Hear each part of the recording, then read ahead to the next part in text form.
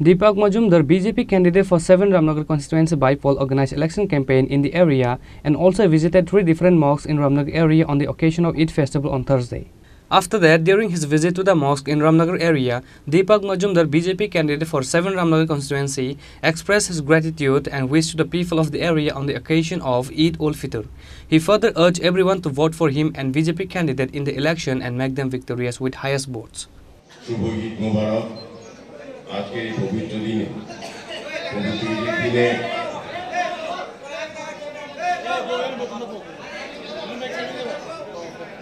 আপনাদের সকলকে জানাই অনেক অনেক শুভেচ্ছা এবং শুভকামনা।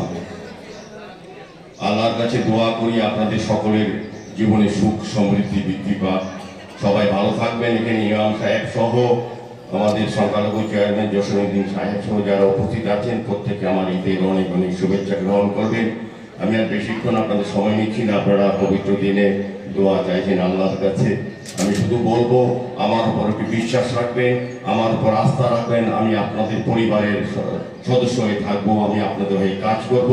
এই রামনগর উন্নয়নে আমি সারা জীবন আপনাদের হয়ে কাজ করব। শুধু আপনাদের দোয়া চাই, আশীর্বাদ চাই, বিশ্বাস চাই, আস্থা চাই। নমস্কার। এলাকার জননেতা, জনদরদী নেতা আমাদের শ্রী মাননীয় দীপক মজুমদার মহোদয়। শ্রী দীপক মজুমদার আজ আমাদের মধ্যে উপস্থিত হয়েছেন। এখন আপনাদের শ্রী দীপক মজুমদার এবং বর্তমান 7 রামনগর বিধানসভা Reported by Pranav from Agartala, Chini Khorang.